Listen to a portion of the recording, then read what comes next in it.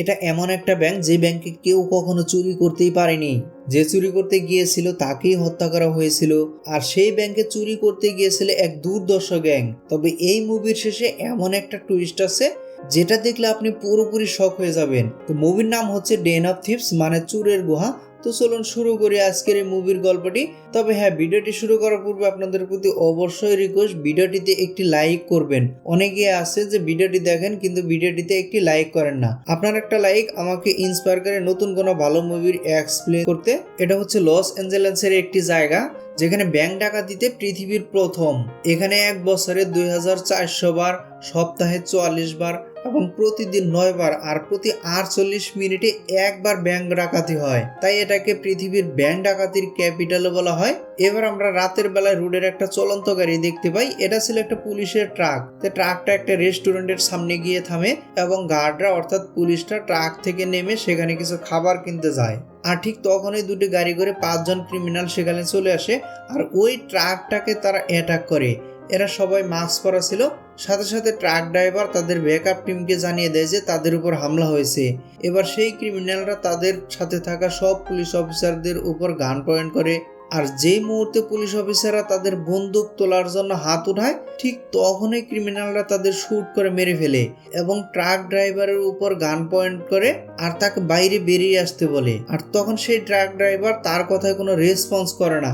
তারপর ক্রিমিনালরা ওই ট্রাকটার উইলশিটের উপর থেকে ফায়ার করে আর তাকেও মেরে ফেলে। কিছুক্ষণের মধ্যে পুলিশের ব্যাকআপ টিম সেখানে চলে আসে আর ক্রিমিনালদের উপর তারা গুলি চালায়।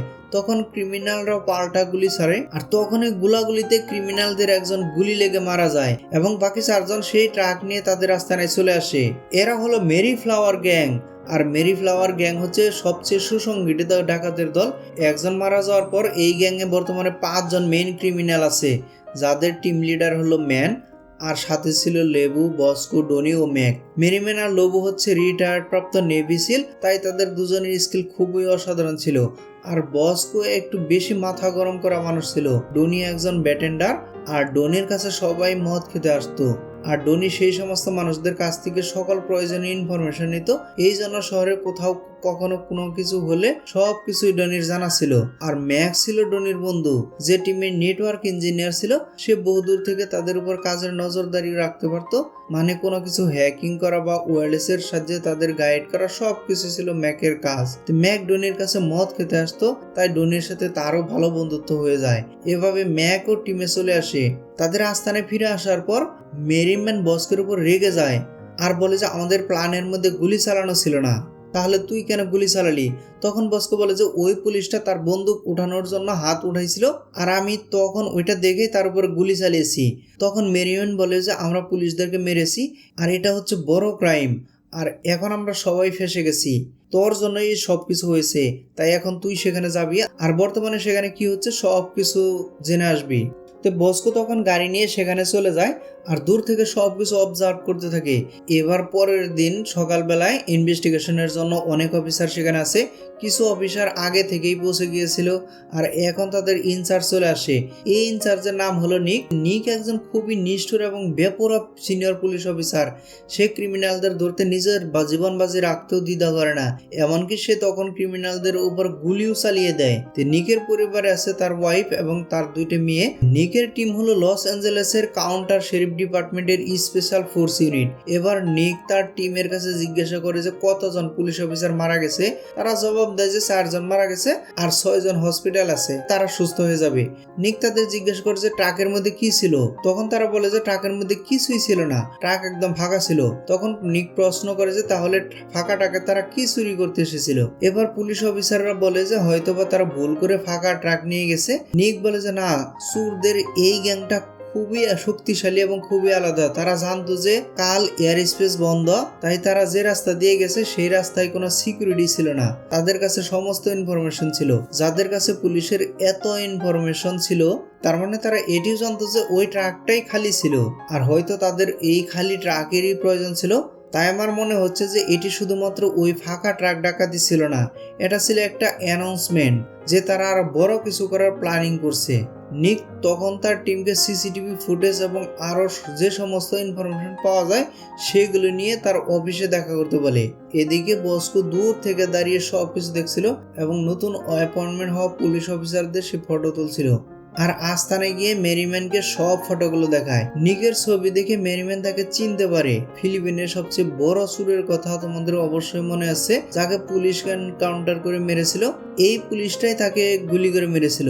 এই পুলিশরা দেশের সবচেয়ে বড় বড় কেসগুলোকে সামলায়, তাই আমাদেরকে এখন খুব সাবধানে থাকতে হবে।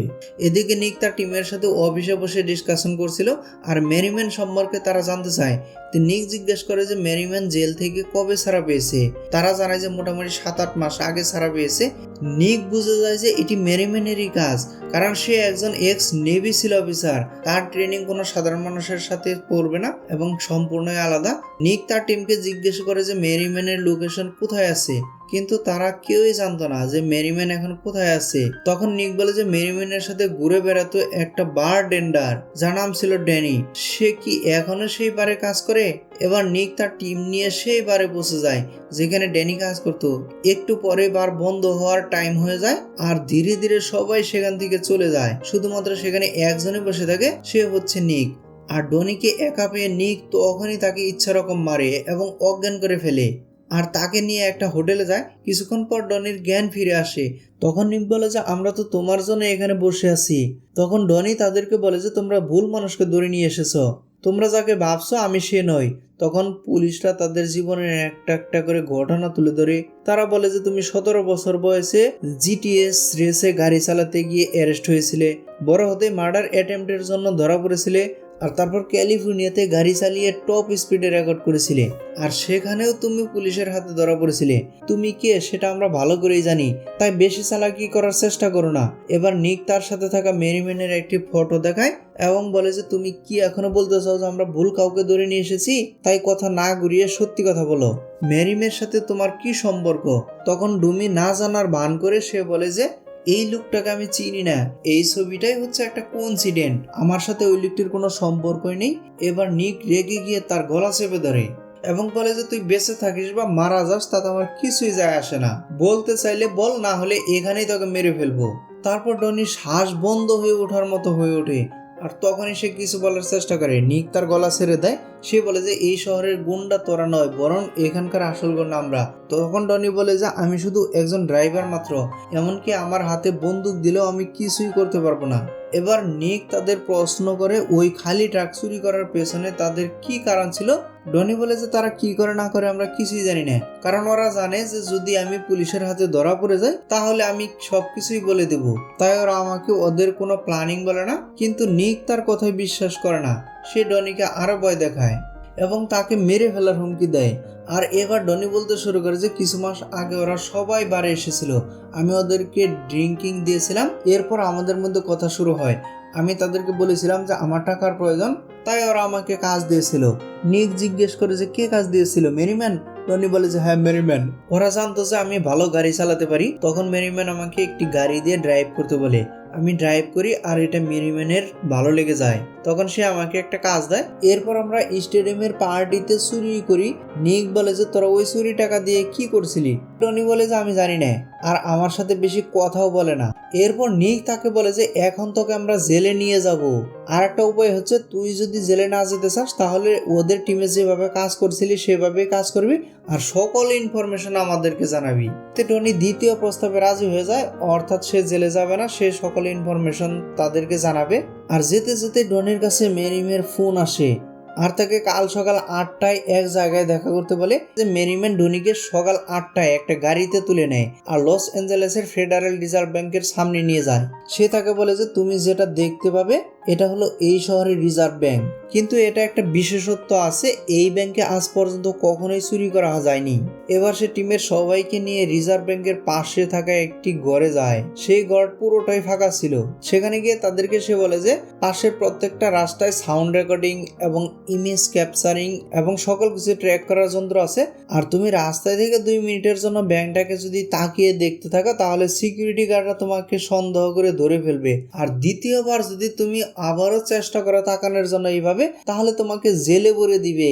আর এই কারণে এখানে একবারও চুরি হয়নি, কিন্তু ফরম্যাট বলছে তো অন্যরকম। ফরম্যাট বলছে 35 বার, আর তুমি যদি চুরি করার চেষ্টা করো তাহলে সেটা হয়তো অনেক কম হবে। কোন চোর এই ব্যাংকের লবি পর্যন্ত বেরোতে পারেনি, আর আমরা এখানেই চুরি করব এটা শুনে সবাই চমকে ওঠে। কিন্তু তারা ছিল জাত চোর, আর তারা সবাই এই চ্যালেঞ্জটা নিতে যায় এবং রাজি হয়ে যায়। এবার মেরিম্যান তাদের নতুন চুরির প্ল্যান সবাইকে বলে এবং ব্যাংকের ব্যাপারে বলে যে এই ব্যাংকে ঢোকা মাত্রই মুশকিল। যখন তুমি গেটে পৌঁছাবে তখন আইডি কার্ড চেকিং করা হবে এবং তোমার সারা শরীর স্ক্যান হবে। ওদের কাছে পৃথিবীর প্রত্যেকটা মানুষের ডাটা আছে, তাই তুমি কোন দেশে এবং কোন রকম ক্রাইম করে থাকলে ওরা তোমাকে ধরে ফেলবে। সারা লস অ্যাঞ্জেলেসের টাকা এই ব্যাংকে আসে, আর সব টাকা যায় এই ব্যাংকের বেসমেন্টে। তখন প্রত্যেকটা টাকার নাম্বার কম্পিউটারে নোট করা হয়, তাই কেউ যদি এখান থেকে নোট নিয়ে বাইরে খরচা করতে চায় তাহলে সে ধরা পড়ে যাবে। আর এখানে রোজ $50 মিলিয়ন নষ্ট করে দেওয়া হয়, তারপরে সেই নোট ছিঁড়ে ফেলা হয় আবর্জনা ফেলার গাড়িতে। এবার আমরা যদি ওই $50 মিলিয়ন নষ্ট হওয়ার আগেই চুরি করতে পারি তাহলে সেই $50 মিলিয়ন মালিক হয়ে যাব আমরা, কারণ ওই $50 মিলিয়ন নাম্বার কম্পিউটারে থাকে। এবার পরের দিন ডনি ডেলিভারির বয়সে খাবার নিয়ে যায়, যেখানে তার হাতে দুটি পার্সেল ছিল। একটা পার্সেল সে একটা মহিলাকে ডেলিভারি করে, আর অপর পার্সেল সে বাথরুমের উপরে টানেলে লুকিয়ে রাখে, কারণ পরের দিন এটা তার প্রয়োজন হবে। এরপর আমাদের দেখানো হয় সেদিন রাতে লেবু তার বন্ধু বান্ধব এবং পরিবারকে নিয়ে একটা রেস্টুরেন্টে ডিনার করতে যায়। তারা মনে করে যে ডনি হয়তো পুলিশের সাথে হাত মিলিয়েছে। এছাড়া নিক তাদের সবার সাথে বেয়াদবি করছিল, কিন্তু নিকের টিম নিককে সেখান থেকে নিয়ে যায়। এদিকে ডনির উপর মেরিম্যানের টিম সন্দেহ করছিল। তারা ডনিকে তাদের আস্তানে নিয়ে যায় আর জিজ্ঞেস করে যে তুই কি পুলিশের সাথে কাজ করছিস? ডনি বলে যে না, কিন্তু মেরিম্যান প্রচন্ড রেগে যায় আর তার উপর গান পয়েন্ট করে তাকে সত্যি সত্যি কথা বলতে বলে। তখন ডনি তার সাথে হওয়া সব ঘটনা বলে দেয় আর বলে ওরা আমাকে একদিন ধরে নিয়ে গেছিল, ওরা আমাদের ব্যাপারে সব জানে, কিন্তু ওরা ওয়েট করছে যে আমরা কখন ভুল করব, তখন ওরা আমাদেরকে হাতে নাতে ধরবে। তখন মেরিম্যান বলে যে তুই ওদেরকে জানিয়ে দে যে চুরি আমরা ফ্রাইডেতেই করব, আর আমরা এই ডেট কোনো চেঞ্জ করব না। এরপর ডনি নিকের সাথে একটা ফ্রেশ শপে দেখা করে, তখন উনি নিকের উপর প্রচন্ড রেগে যায়। সে বলে কেন তুমি বারবার সামনে বলেছিলে যে তুমি আমাকে চেনো? এতে ওরা আমার উপর সন্দেহ করছে আর ওরা আমাকে প্রায় প্রশ্ন করে মেরে ফেলেছিল। তখন নিক জিজ্ঞেস করে যে চুরি কবে হবে? তো ডনি বলে যে চুরি ফ্রাইডেতে হবে। তো ডনি এটাও বলে যে ওরা চুরি করেই ছাড়বে, তুমি ওদেরকে আটকাতে পারবে না। কিন্তু কোথায় চুরি হবে সে ব্যাপারে সে জানতো না, সে শুধু এতটুকুই জানতো যে ফ্রাইডেতে চুরি হবে। ডনি তখন নিককে বলে যে তোমরা কি আমাকে বাঁচিয়ে নিবে? আমি তো সব সত্যি কথা জানিয়েছি। নিক বলে হ্যাঁ, আমরা তোমাকে বাঁচিয়ে তুলবো, কোনো চিন্তা করো না। এরপর নিক একটা বারে যায়, সেখানে মেরিম্যানের গার্লফ্রেন্ড নাচ করতো, আর নিক তখন মেরিম্যানের গার্লফ্রেন্ডকে নিয়ে একটা রুমে যায় আর তার সাথে কথা বলার ছলে তার গার্লফ্রেন্ডের কাছ থেকে জেনে নেয় যে মেরিম্যান কোন ব্যাংকে চুরি করতে যাচ্ছে। আর নিক সেই লোকেশনটা জানতে পেরে ভীষণ খুশি হয়ে যায়। এরপর নিক তখনই সেখান থেকে বের হতে যায়। সেখানে মেরিম্যান ঘরে ঢুকে, কিন্তু মেরিম্যান নিককে কিছুই বলে না। আর নিকও তখন কিছু বুঝতে পারে যে মেরিম্যান ইচ্ছা করে তার গার্লফ্রেন্ডের মাধ্যমে চুরির জায়গাটি তাকে জানিয়ে দিয়েছে। এরপর আমরা দেখতে পাই যে মেরির ফেয়ার গ্যাং তার বন্দুক নিয়ে রেডি হচ্ছে ডাকাতি করার জন্য। অন্যদিকে নিকও তার টিম নিয়ে রেডি হচ্ছে। এবার মেরি ফ্লাওয়ার গ্যাং চলে যায় একটা ব্যাংকে, কিন্তু এটা সেই রিজার্ভ ব্যাংক নয়, এটা ছিল অন্য একটা সাধারণ ব্যাংক। আর এই ব্যাংকে চুরি করা তাদের আসল প্ল্যানই ছিল না, তবে তারা কেন এটা করলো এটা একটু পরে আমরা জানতে পারবো। অন্যদিকে নিকের টিমও সেই ব্যাংকের সামনে চলে আসে আর গাড়ির মধ্যে লুকিয়ে ব্যাংকের ভেতরে থাকা চোরদের উপর নজর রাখে। এবার মেরি ফ্লাওয়ার গ্যাং ব্যাংকের মধ্যে গিয়ে তাদের সকল মানুষকে হোস্টেজ বানিয়ে ফেলে আর ম্যানেজারকে বলে যে তুমি ফোন কল করে পুলিশকে জানিয়ে দাও দুইটা শর্ত আছে, সেটা হচ্ছে $10 মিলিয়ন চাই আর একটা ফিউল ভরা হেলিকপ্টার চাই। পুলিশ যত দেরি করবে আমি এখান থেকে একজন একজন করে হোস্টেজকে তত তাড়াতাড়ি মেরে ফেলবো। ম্যানেজার ফোন করে এগুলো পুলিশকে বলে দেয় আর সাথে সাথে FBI এর টিম পুলিশকে নিয়ে ব্যাংকের সামনে চলে আসে, যেটা দেখে নিক প্রচন্ড রেগে যায়, কারণ এখানে সে চুপি চুপি করে সব কাজের উপর নজর রাখছিল। এবার FBI এর একজন এজেন্ট ব্যাংকের ভিতরে ফোন করে এবং চোরদের সাথে নেগোসিয়েশন করতে থাকে, কিন্তু মেরিম্যান এতে প্রচন্ড রেগে যায়, কারণ সে বলেছিল যে বেশি দেরি না করতে। তাই এবার মেরিম্যান ওই হোস্টেজদের মধ্যে একজনকে ধরে নিয়ে যেতে বলে এবং একটা আলাদা রুমে গিয়ে তাকে গুলি করতে বলে। এতে বাইরে থাকা সকল FBI এজেন্ট এজেন্টরা মেরিম্যানের দাবি মেনে নিতে রাজি হবে আর তারা বলে যে তুমি কাউকে মেরো না, আমরা তোমাদের জন্য হেলিকপ্টারের ব্যবস্থা করে দিচ্ছি। আসলে পুলিশের কাছে $10 মিলিয়ন এবং হেলিকপ্টার সহ পুলিশদেরকে বোকা বানানোর জন্য। তো মেরিম্যানের একটা প্ল্যানিং ছিল, আসল প্ল্যান ছিল অন্য কিছু। তো মেরিম্যান এবার নিকের কাছে ফোন করে এবং তাকে বলে যে তোমার কি মনে হয় যে আমরা এখান থেকে পালাতে পারবো? নিক বলে যে না, আমার তো মনে হয় না। তখন মেরিম্যান বলে যে আমরা ঠিকই চুরি করব আর তুমি আমাদেরকে ধরতেও পারবে না। এই বলে মেরিম্যান তার ফোনটা কেটে দেয়। অন্যদিকে আমরা ম্যাককেও দেখতে পাই, সেই রিজার্ভ ব্যাংকের লাইন হ্যাক করে নিয়েছে আর ম্যাক জানতে পারে যে অন্যান্য ব্যাংক থেকে টাকা রিজার্ভ ব্যাংকে যাওয়ার সময় হয়ে গেছে আর মেরি ফেলোয়ার গ্যাং এই টাইমটার জন্যই ওয়েট করছিল। এবার মেরিম্যান ম্যানেজারকে নিয়ে ব্যাংকের লকারের কাছে যায় আর সেখানে ভীষণ বড় একটা ব্লাস্ট হয়। তো বাইরে থেকে শব্দ শুনে পুলিশরা মনে করে যে তারা হয়তো লকারে ব্লাস্ট করেছে, কিন্তু চোরেরা লকার ব্লাস্ট করেনি, তারা টানেলে ব্লাস্ট করেছিল। আর তাদের পরিকল্পনা হলো এই টানেল দিয়েই তারা রিজার্ভ ব্যাংক থেকে বেরিয়ে যাবে। অন্যদিকে নিকের টিম সেই ব্যাংকের মাপ বের করে আর তারা দেখতে পায় যে ব্যাংকের নিচ দিয়ে একটা টানেল গেছে। নিক তখনই বোঝা যায় যে তারা লকার নয়, টানেলে ব্লাস্ট করছে। তাই নিক তাড়াতাড়ি একা সেই ব্যাংকের দিকে যেতে থাকে আর এটা দেখে বাকি পুলিশ অফিসারও হতবাক হয়ে যায়, কারণ ভেতরে থাকা চোরেরা নিকের উপর গুলি চালাতে পারে। কিন্তু নিক যখন ভেতরে যায় তখন সে দেখতে পায় যে হোস্টেসরা ঠিকঠাকই রয়েছে, চোরদের মধ্যে কেউই সেখানে নেই আর তারা কাউকে মারেও নি। আর সেই মেয়েটিকে অন্য ঘরে নিয়ে গিয়েছিল, সেও ঠিকঠাক আছে। মানে পুলিশটা যাতে ব্যাংকের ভিতরে না ঢুকে সেই কারণে মেরিম্যান একটা প্ল্যানিং করছিল। অন্যদিকে আমরা দেখতে পাই যে গাড়ি করে রিজার্ভ ব্যাংকে পুরনো টাকা আসতে থাকে। তো মেরিম্যান আর লেবার সিকিউরিটি সেজে সেই গাড়ি নিয়ে রিজার্ভ ব্যাংকে প্রবেশ করে। আসলে তারা প্রথমে যে খালি ট্রাকটা চুরি করেছিল এই কারণেই চুরি করেছিল, সেই ট্রাকটাতেই তারা মেরামত করে রিজার্ভ ব্যাংকের ট্রাকের মতো বানিয়েছিল। আর কিছুক্ষণ আগে যে ব্যাংক থেকে টাকা চুরি করলো সেই টাকা নিয়েই এখন তারা রিজার্ভ ব্যাংকের দিকে যাচ্ছে। এবার গেটে তাদের চেকিং হয়, কিন্তু তারা সমস্ত চেকিং এ পাস হয়ে যায় আর এবার তারা ব্যাংকের ভেতরে ঢুকে পড়ে এবং সমস্ত টাকা কাউন্টিং হবে। তাই কাউন্টিং এজেন্টরা সেই টাকার দুটো বক্স নিয়ে কাউন্টিং করতে শুরু করে। আর আমরা দেখতে পাই যে এই টাকার বক্সের মধ্যে সামনের দিকে টাকা সাজিয়ে ভেতরে বসেছিল ডনি। তার কাছে ছিল একটা মেশিন, যেটা ছিল একটা ইমেজ জ্যামার। মানে এই মেশিনটা অন করে দিলেই সিসিটিভি ক্যামেরা কোনো ইমেজ এখানে আসে না।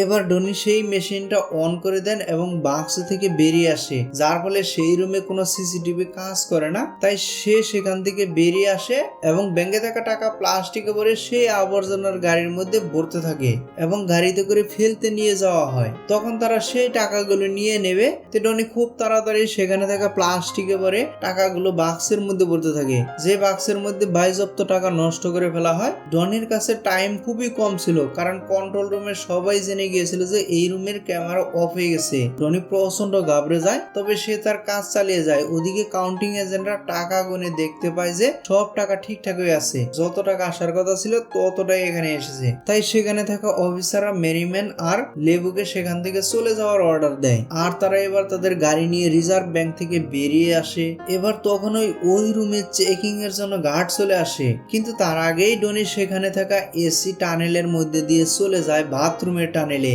আর সেখানে থেকে আগের দিনে রাখা সেই খাবারের প্যাকেটটা নিয়ে নেয় এবং একটা মহিলাকে খাবার ডেলিভারি করে। আর খুব চালাকের সাথে সে সিকিউরিটির চোখে ধুলা দিয়ে সেখান থেকে বেরিয়ে আসে। দেখে মনে হয় যে ডনি আগের দিনের মতো সে আজকেও খাবার ডেলিভারি করতে এসেছিল আর সে এখন ফিরে যাচ্ছে। এবার তাদের কাজ হলো সেই আবর্জনার গাড়ির ভেতর থেকে টাকাগুলোকে বের করে নেওয়া। তাই বস্কো সেই আবর্জনার গাড়িটিকে আটকায়, কিন্তু গাড়ি খুঁজে তারা দেখতে পায় যে সেই গাড়ির মধ্যে কোনো টাকাই নেই, কারণ যে গাড়িটার মধ্যে টাকা ছিল সেটা অন্য কোথাও চলে গেছে। তো মেরিম্যান মনে করে যে কেউ হয়তো তাদের সাথে বিশ্বাসঘাতকতা করেছে। এবার তার মাথায় কাজ করা বন্ধ করে দেয় আর ঠিক তখনই নিকের টিম ডনিকে ধরে ফেলে। তাদের মনে হয় যে ডনি তাদেরকে ধোঁকা দিচ্ছে, তাই তারা ডনিকে মারতে থাকে। কিন্তু ডনি সত্যি কথা বলে। তখন জিজ্ঞেস করে যে মেরিম্যান এখন কোথায় আছে, কিন্তু মেরিম্যান গাড়ি নিয়ে রাস্তায় ট্রাফিকে আটকে যায় আর পুলিশরা তাদের পেছনে পেছনে যায়। তখন নিক মেরিম্যানকে দেখে ফেলে আর মেরিম্যান নিককে দেখে ফেলে। এবার চোর আর পুলিশ দুই তরফ থেকে তারা বন্দুক নিয়ে রেডি হয়ে যায়। এদিকে নিক ততক্ষণে ডেনিকে অ্যারেস্ট করে গাড়িতে লক করে ফেলে। নিক তার টিমের সবাইকে বলে যে ওরা বাড়িতে বুলেট প্রুফ জ্যাকেট পরে তাই ওদের বাড়িতে কেউ শুট করে না, সবাই পায়ে আর মাথায় শুট করে। আর এরই ভিতরে দুই টিমের মধ্যে গোলাগুলি শুরু হয় আর নিকের একটা গুলি গিয়ে লাগে বস্কুর মাথায়। তো বস্কু সেখানে মারা যায় আর লেবু এবং মেরিম্যান সেখানে দুজনেই তারা রাস্তা খুঁজে পালাতে নিকের টিমের একজন অফিসার তাদেরকে দেখতে পায় আর তাদের উপর শুট করে আর এই গুলিটা লেবুর গায়ে লাগে আর সে আহত হয়ে যায়।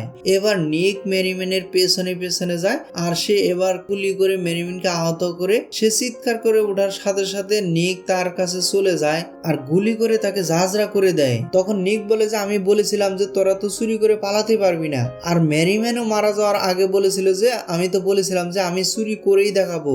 এই কথা বলেই মেরিম্যান সেখানে মারা যায়। মেরিম্যান তার কথার মাধ্যমে এটাই বুঝাইতে চেয়েছিল যে যে ব্যাংকে থেকে আজ পর্যন্ত কেউই চুরি করতে পারেনি সেই ব্যাংকে সে চুরি করে দেখিয়েছে। নিক এবার তার গাড়ির দিকে চলে আসে কারণ গাড়িতে সে ডনিকে বেঁধে রেখেছিল, কিন্তু সে গাড়িদের সামনে এসে দেখে যে ডনি সেখানে নেই, সেখান থেকে পালিয়ে গেছে। এবার নিক তার টিম নিয়ে সেই গাড়িটার দিকে যায় যে গাড়িটা মেরিম্যান ছিল। দেখতে পায় সেখানে নষ্ট হয়ে যাওয়া টাকাগুলো পড়ে রয়েছে।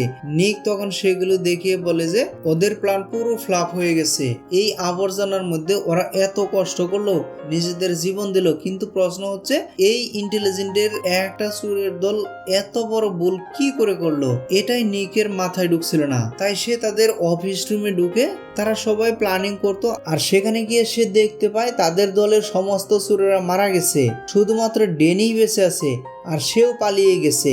আর এটা নিয়ে নিক মুহূর্তেও খুশি ছিল না। তাই নিক এবার সেইবারে যায় যেখানে ডনি কাজ করতো। সে বারের ম্যানেজারকে জিজ্ঞেস করে যে ডনি কি এখানে কাজে এসেছিল। তখন বারের ম্যানেজার বলে যে না, ডনি 2 দিন আগেই কাজ ছেড়ে দিয়েছে।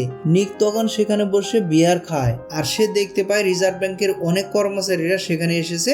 আর এটা দেখে নিক বুঝতে পারে যে রিজার্ভ ব্যাংকের কর্মচারীরা এইবারে আসতো আর ডনি তাদের কাছ থেকে রিজার্ভ ব্যাংকের সব ইনফরমেশন নিত। আর এখানে আমাদের পোস্ট ক্রেডিটের সিনেমা দেখানো হয় এই প্ল্যানের মাস্টারমাইন্ড ছিল ডনি, আর ডনি তার এই প্ল্যানটা দিয়েছিল মেরিম্যান গ্যাংকে। আসলে রিজার্ভ ব্যাংকের সমস্ত কর্মচারীরা তারা বাড়ি বিয়ার খেয়ে আসতো আর সে ফলে তাদের থেকে অনেক কথা জেনে নিত। আর সে বছরের পর বছর ধরে এইবারে কাজ করে, সে এখান থেকে সমস্ত ইনফরমেশন জোগাড় করে এই প্ল্যানটাকে বানায়। সে ইচ্ছা করে পুলিশদের মাফিয়ার গ্যাং এর সম্পর্কে সবকিছু বলে দিয়েছিল যাতে পুলিশ তাদেরকে মেরে ফেলে আর সে সমস্ত টাকা নিয়ে পালিয়ে যেতে পারে। এই কারণে নিক সেই গাড়িতে কোনো টাকা পয়সা দেখায়নি, শুধু আবর্জনা দেখতে পেয়েছে। আর সে সমস্ত টাকা টায়ারের মধ্যে ভরে লন্ডন পাঠিয়ে দেয় আর নিজেও লন্ডনে চলে যায়। এবার আমরা ডনিকে দেখতে পাই সে লন্ডনে সে একটা বার টেন্ডার চালাচ্ছে এবং তার সামনে একটা লোক আসে এবং লন্ডনে ডায়মন্ড এক্সচেঞ্জ কাজ করে কিনা সেটা সে জানতে চায়। আর টনি হচ্ছে সেই লোক যে কিনা ডায়মন্ড এক্সচেঞ্জ করবে। টনি তাকে ফ্রিতে একটা ড্রিঙ্কস অফার করে আর আমরা বুঝতে চাই যে টনির নেক্সট টার্গেটটা তাহলে কি হলো, লন্ডনের ডায়মন্ড এক্সচেঞ্জ। আর এখানে এই মুভিটা শেষ হয়ে যায়। তো বন্ধুরা, আজকের মুভির এক্সপ্লেনটি কেমন লাগলো অবশ্যই কমেন্ট করে জানাবেন। ভিডিওটি ভালো লাগলে অবশ্যই ভিডিওটিতে একটি লাইক এবং একটি কমেন্ট করবেন। চ্যানেলটি সাবস্ক্রাইব করে না থাকলে অবশ্যই চ্যানেলটি সাবস্ক্রাইব করে পাশে থাকা বেল আইকনটি প্রেস করে রাখবেন। আর খুব শীঘ্রই আমি নতুন আরেকটি ভিডিও নিয়ে আসতেছি। সে পর্যন্ত সবাই ভালো থাকবেন। Bye bye, take care.